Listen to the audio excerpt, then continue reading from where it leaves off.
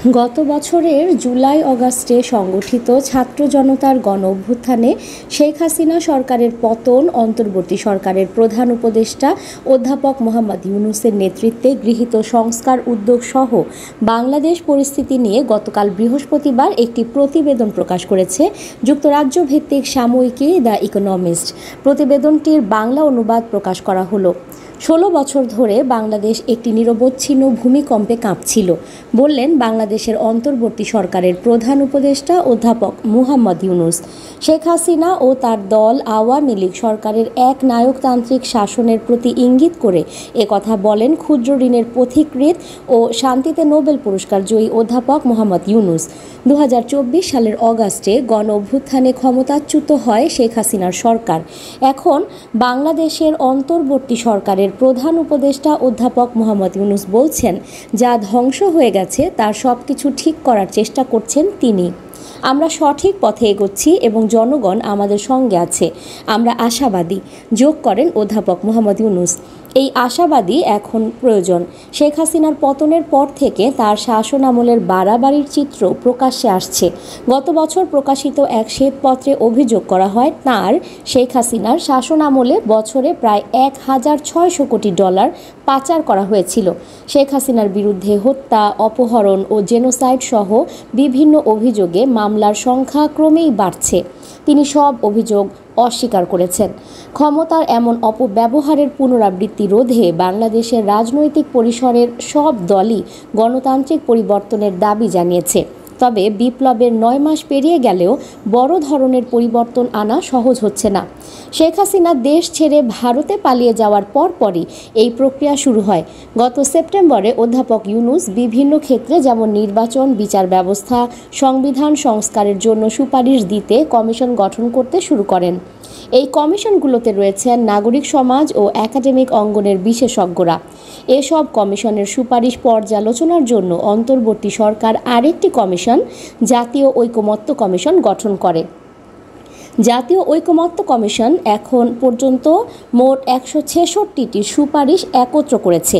সেগুলোকে একটি স্প্রেডশিটে তালিকাভুক্ত করে মতামতের জন্য বিভিন্ন রাজনৈতিক দলের কাছে পাঠিয়েছে। এখন পর্যন্ত 35টি রাজনৈতিক দল মতামত দিয়েছে।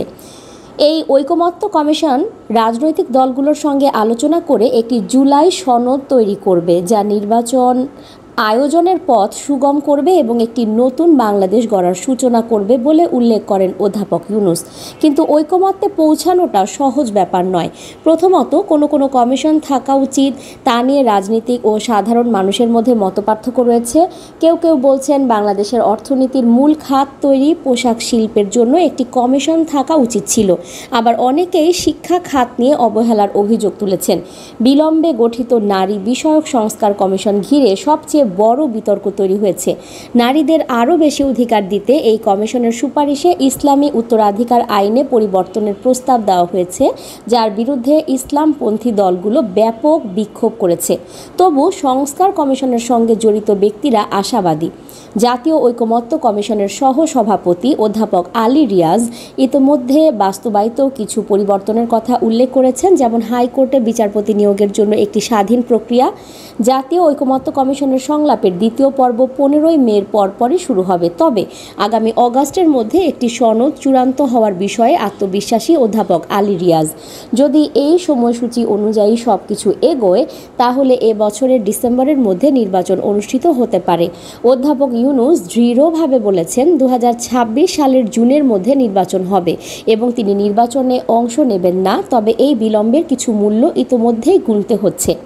অন্তর্বর্তী সরকার মূল্যস্ফীতি ও ব্যাংক ব্যবস্থাকে স্থিতিশীল করেছে, তবে অর্থনৈতিক প্রবৃদ্ধি দুর্বলই রয়ে গেছে। রাজনৈতিক পরিস্থিতিও নাজুক। এক জরিপ অনুযায়ী জরিপে অংশগ্রহণকারীদের প্রায় 60% মনে করেন সরকার পরিবর্তনের পর থেকে আইন শৃঙ্খলা পরিস্থিতির উন্নতি হয়নি। রাস্তায় বিক্ষোভ, প্রতিবাদ নিয়মিত ঘটনা হয়ে দাঁড়িয়েছে।